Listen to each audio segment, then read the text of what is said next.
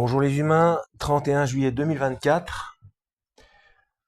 Alors, on va parler de quelque chose de très important, cette fameuse génération qui ne passera pas. Qu'est-ce que ça veut dire? Entre parenthèses, j'ai récupéré ma télé.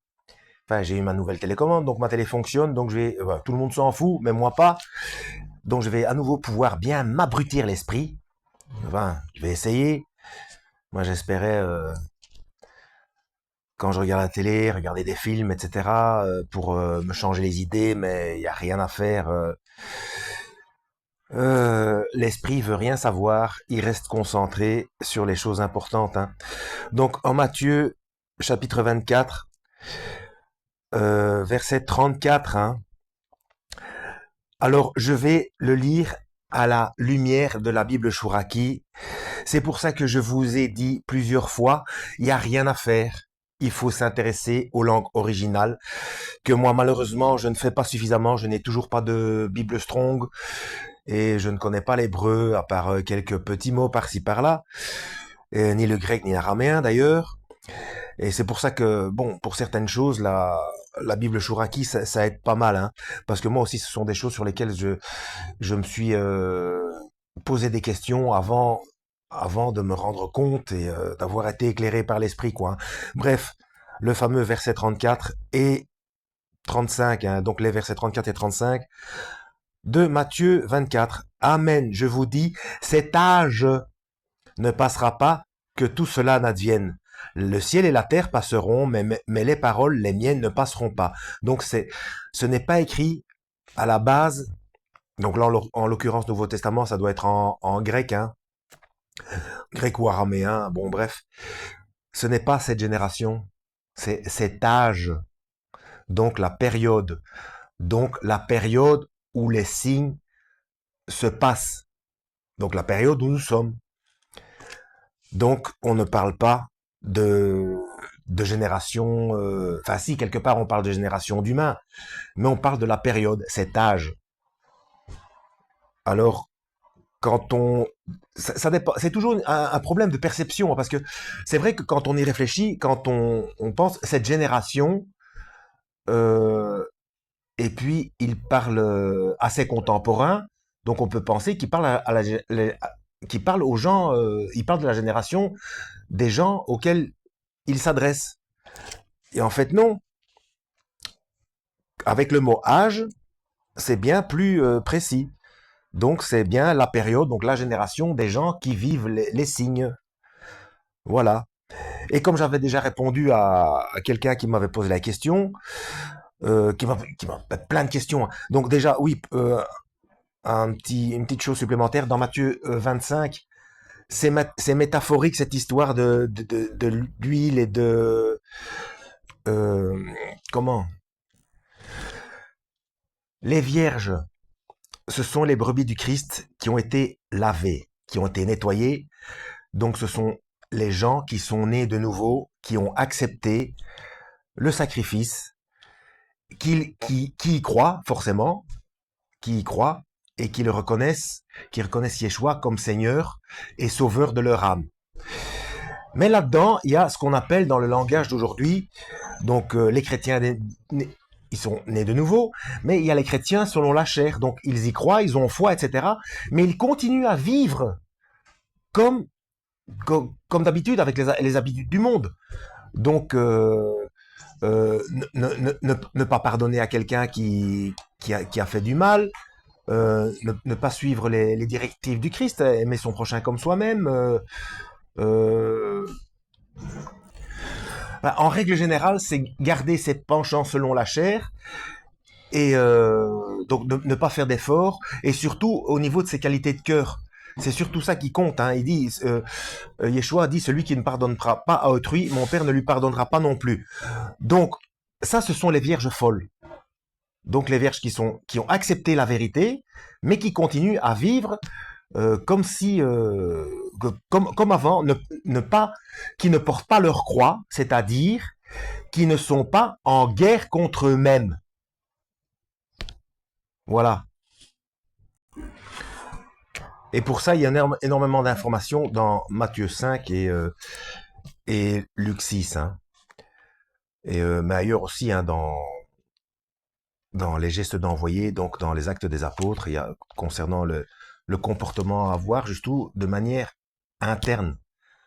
Parce que paraître, c'est pas parce qu'on paraît qu'à l'intérieur on est entre guillemets propre. Hein. Donc on peut très bien être avoir l'air bienveillant à l'extérieur et avoir un cœur noir. Voilà, comme j'avais déjà dit dans une précédente vidéo, visuellement, de l'extérieur, la diplomatie et l'hypocrisie, extérieurement, c'est visuellement c'est pareil. Dieu connaissant nos cœurs, tous ces artifices, ça marchera pas devant lui. Hein. Que ce soit, comme c'est dit, en acte, en parole et en pensée. Le simple fait de penser faire quelque chose de mal, euh, comme euh, enfin n'importe quoi. Hein.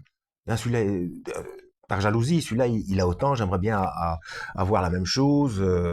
Ben, c'est pas bien, c'est pas bien. Puis d'autres choses. Enfin, penser à des choses négatives et ne pas, surtout, c'est ne pas se reprendre, ne pas, ne pas s'en vouloir, surtout. Donc, il faut s'en vouloir et demander pardon à Dieu. Et bah, ça fait partie du lavage des pieds. Hein. C'est comme si on fait un péché, si malgré le fait qu'on, parce que la perfection, c'est pas possible. C'est ça la métaphore du lavage des pieds. Je l'ai déjà expliqué. Donc, si on fait quelque chose malgré tout, après avoir lutté, qu'on a quand même chuté, eh bien, on demande pardon et puis on, on se remet au combat. Voilà. C'est ça, les vierges folles, c'est vivre, vivre sans lutter. Voilà, sans lutter et donc en chutant de manière éhontée et en se disant, ça j'ai entendu plein de fois des gens qui avaient confiance. Oui, mais de toute façon, moi je crois. Donc Dieu, il est miséricordieux, il va pardonner. Moi, j'ai confiance en lui, en son sacrifice. Je le reconnais je reconnais le Christ comme Fils de Dieu et il a lavé mes péchés, passé, présent et futur par son sacrifice et continuer à vivre normalement. Bah non, non, il faut lutter, il faut être en guerre contre soi-même. Et concernant la génération, donc c'est la génération qui vit les signes. D'ailleurs, il y a une interprétation aussi. Il y a des gens qui... Je ne sais pas si c'est un courant judaïque, je ne sais plus. Enfin bref, que donc ils avaient bien compris que c'était la génération qui verrait les signes et eux c'était plus précis parce que c'était obligatoirement à partir du moment du retour sur terre, du retour sur leur terre d'Israël. Donc ce sont tous les gens qui sont nés à partir de 1948. Donc pour eux c'est encore plus précis. Moi je serais assez prudent par rapport à ça, mais pour eux euh, ces choses se passeront euh, avant que le dernier qui soit né en 1948 ne meure. Voilà, eux, ils voient ça comme ça.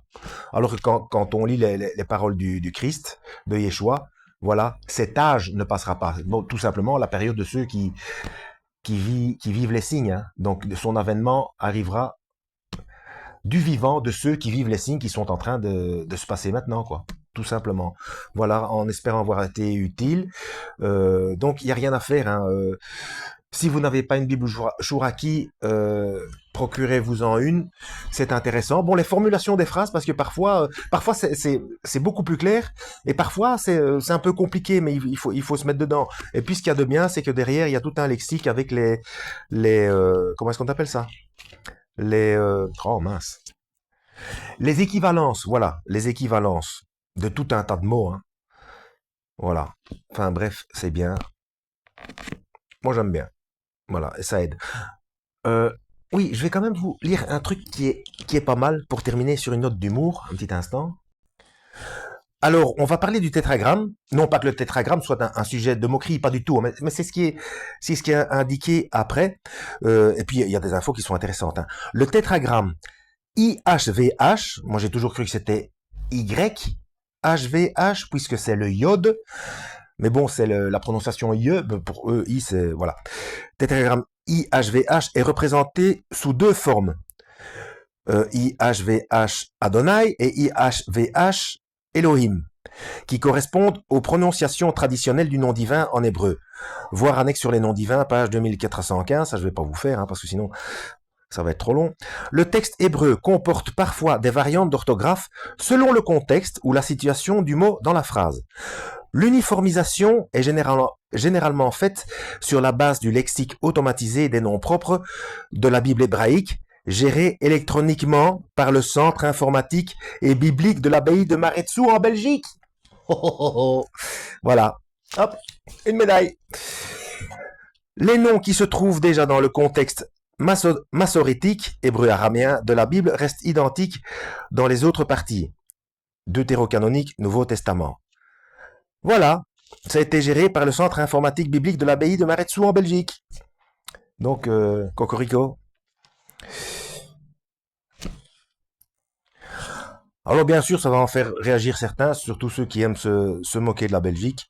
Bon, c'est pas bien grave.